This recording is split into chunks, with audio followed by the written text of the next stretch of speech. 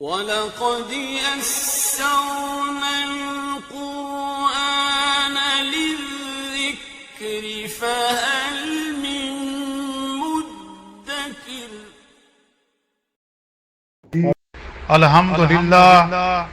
الحمدللہ وکفی وسلام علی عبادہ الذین اصطفی اما بعد اعوذ باللہ من الشیطان الرجیم بسم اللہ الرحمن الرحیم ومکروا ومکرا ومکرنا مکرا وہم لا یشعرون،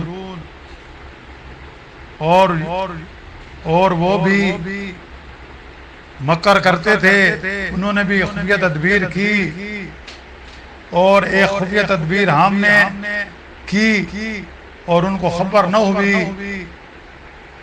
فانظر کیف کان عاقبۃ مکرہم انا دمرناہم وقومہم اجمعین، سو دیکھیے کہ ان کی شرارت کا کیا انجام ہوا کہ ہم نے ان کو پھر ان کی قوم کو سب کو آسمانی عذاب سے غارت کر دیا۔ فَتِلْكَ بُيُوتُهُمْ خَاوِيَةً بِمَا ظَلَمُوا إِنَّ فِي ذَلِكَ لَآيَةً لِقَوْمٍ يَعْلَمُونَ، سو یہ ان کے گھر ہیں جو ویران پڑے ہیں ان کے کفر کے سبب سے۔ بلا شبہ اس واقعے میں بڑی عبرت ہے دانش مندوں کے لیے۔ وَأَنْجَيْنَا الَّذِينَ آمَنُوا وَكَانُوا يَتَّقُونَ، اور ہم نے ایمان اور تقوی والوں کو نجات دی۔ سبحان ربک رب العزت عما یصفون وسلام علی المرسلین والحمد للہ رب العالمین۔ اللہم صلی علی سیدنا محمد وعلی آلہ وصحابہ وسلم۔ پارہ 19واں سورۃ النمل کی آیات مبارکہ 50، 51، 52 اور 53 کی تلاوت کی گئی ہے، اور ساتھ ان کا ترجمہ بھی کیا گیا ہے۔ جیسا کہ ہمارے گزشتہ درس میں حضرت صالح علیہ السلام اور اس کی قوم کا ذکر ہوا تھا کہ جب انہوں نے اونٹنی کو قتل کر دیا تھا تو حضرت صالح علیہ السلام نے ان سے فرمایا تھا کہ تمہارے پاس 3 دن ہیں، 3 دن کے بعد تم پر اللہ کا عذاب آنے والا ہے۔ تو وہ قوم بجائے نصیحت کی اس قوم کے 9 افراد جو 9 گروہوں کے سردار تھے، زمین میں فساد پھیلانے والے تھے، انہوں نے ایک منصوبہ بنایا کہ 3 دن آنے سے پہلے ہم کیوں نہ حضرت صالح علیہ السلام اور آپ کے اہل خانہ کا کام تمام کر دیں۔ تو انہی آیات میں یہی بتلایا گیا ہے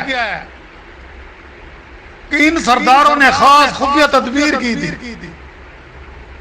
ان سرداروں نے ایک خاص خفیہ تدبیر کی تھی، یعنی وَمَكَرُوا مَكْرًا وَمَكَرْنَا مَكْرًا وَهُمْ لَا يَشْعُرُونَ، کہ اسی کے بارے میں بتایا گیا، مگر یعنی ان سرداروں نے خاص خفیہ تدبیر کی تھی، مگر اس کے مقابلے میں اللہ تعالیٰ نے بھی ایک خاص خفیہ تدبیر کی کہ ان کو پتہ بھی نہ چلا، اور پھر دیکھ لو ان کی شرارتوں کا کیا انجام ہوا۔ یہ خود بھی تباہ ہو گئے اور دوسروں کو بھی اپنے ساتھ تباہ کر دیا۔ وہ کہتے ہیں نا خود تو ڈوبے ہیں صنم، تجھ کو بھی لے جائیں، تجھ کو بھی لے جائیں گے ڈوب، یعنی خود تو برباد ہوئے، ساتھ پوری قوم کو برباد کر دیا۔ بھئی ہم تو ڈوبے ہیں صنم، تجھ کو بھی لے جائیں گے ڈوب. ایسے کوئی فکرہ ہے؟ تو چنانچہ 3 دن بعد ہولناک زلزلہ اور کڑک سے ساری آبادی تباہ ہو گئی اور ان کا ایسا اثر ہوا، ان کا ایسا ستیہ ناش ہوا کہ کوئی نام لیوا باقی نہ رہا، سب نیست و نابود ہو گئے. مکہ والے تبوک کے راستے سے شام کا سفر کرتے تو وادی القرا سے گزرنا ہوتا جہاں سمود کی بستیوں کے نرات اس وقت بھی موجود ہیں، اس وقت بھی موجود تھے اور اب بھی موجود ہیں. تو آیات میں اسی طرح اشارہ ہے کہ یہ وادی القرا میں گزرتے ہوئے کھنڈرات دیکھتے ہیں، یہ مکانات کے کھنڈرات نظر آتے ہیں جن میں قوم سمود کے لوگ رہتے تھے. ان کی بستیاں اب کیسی اجڑی بنی ہیں، یہ ان کے کفر و ظلم کی سزا کیا ان کو نہیں ملی؟ اللہ ظالم نہیں ہے کہ خواہ مخواہ کسی قسم کی سزا دے یا کسی بستی کو برباد کر ڈالے. در حقیقت یہ تباہی کا باعث قوم کی بدکرداریاں اور بے جا کرتوت ہوتے ہیں. اس قوم سمود کی تباہی میں سوچنے سمجھنے والوں کے لیے عبرت ہے. آخرت میں تو علیحدہ عذاب ملے گا کہ اپنے پیغمبر کا کہنا نہ ماننا، الٹا اس کا دشمن بن جانا، کفر و ظلم پر جمے رہنا، اپنی ضد کو نہ چھوڑنا اور اللہ سے بغاوت اور سرکشی برتنا دنیا میں کیا ہی تباہی لاتے ہیں. آخرت میں تو جو بھگتنا ہوگا وہ الگ ہے. پھر اخیر میں بتلایا گیا کہ اللہ کی قدرت دیکھو،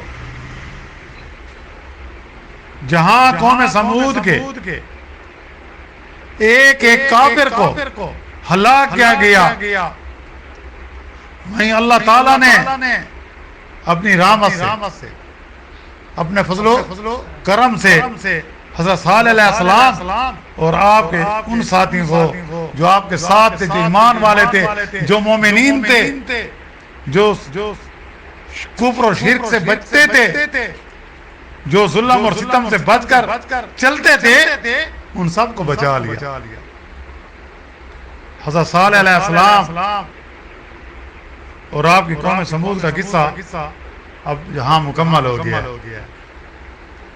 اور اس واقعے میں جہاں کفار مکہ اور مشرکین عرب کے لیے عبرت کا سامان ہے، وہاں قیامت تک آنے والے اہل ایمان کو بھی سبق حاصل کرنا چاہیے. ان کے لیے بھی ایک سبق ہے، ایک عبرت ہے کہ اللہ اور رسول کی نافرمانی کرنے والوں کا انجام تباہی کے سوا کچھ نہیں ہوتا. آج امت مسلمہ اپنے نبی کی سنت سے ہٹی ہوئی ہے، قرآن کی تعلیم سے بے خبر ہے اور یورپ کی ان آزاد خیالیوں میں مست ہے. اللہ سے دعا ہے کہ امت مسلمہ کو اللہ تعالیٰ صحیح سمجھ عطا فرمائے، قرآن و سنت کے مطابق زندگی گزارنے والا بنائے اور نبی کی نافرمانی سے اور اپنی نافرمانی سے اللہ تعالیٰ ہم سب کو بچا لیں، ہم سب کو اپنے حفظ و امان میں رکھیں. نیز یہ بھی واضح ہوا کہ اہل باطل اہل حق کو مغلوب اور ختم کرنے کی کیسی خفیہ تدبیریں کریں، مگر اللہ کی غیبی تدبیر اہل حق کی حفاظت اور اہل باطل کی بربادی میں لگی رہتی ہے. آج آپ دیکھ رہے ہیں اہل باطل اسلام کو مٹانے کے لیے، مسلمانوں کو آپس میں لڑانے کے لیے کیا کچھ نہیں کر رہے کیا خفیہ منصوبے نہیں بنا رہے؟ کیا کچھ اپنے کارندے مسلمانوں کی شکل میں انہوں نے مسلمان ممالک میں چھوڑے ہوئے ہیں جو ان کے ایجنڈے کی تکمیل کر رہے ہیں، لیکن انشاءاللہ اسی طرح وہ بھی کامیاب نہیں ہوں گے، اور حق حق ہوتا ہے، آخر حق غالب آئے گا، اور اللہ تعالی ہمیں صحیح بصیرت اور عقل عطا فرمائے۔ اب ہمارا جو اگلا درس ہوگا اس میں حضرت لوط علیہ السلام کی قوم کا ذکر ہوگا۔ وآخر دعوانا ان الحمد للہ رب العالمین۔ اللہم ربنا آتنا فی الدنیا حسنۃ وفی الآخرۃ حسنۃ وقنا عذاب النار وادخلنا الجنۃ مع الابرار یا عزیز یا غفار یا رب العالمین۔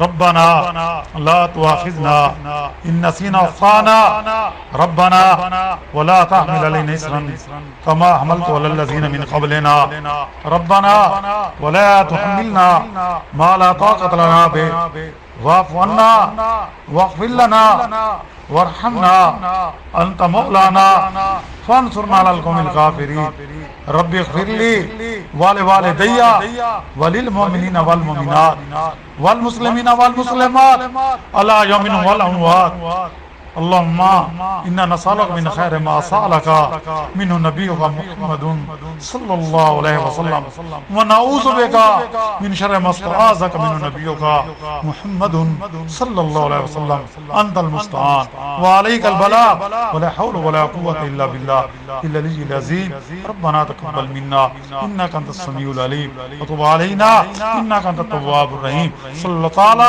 على خير خلق محمد وآله وصحبه أجمعين برحمتك يا رب العالمين۔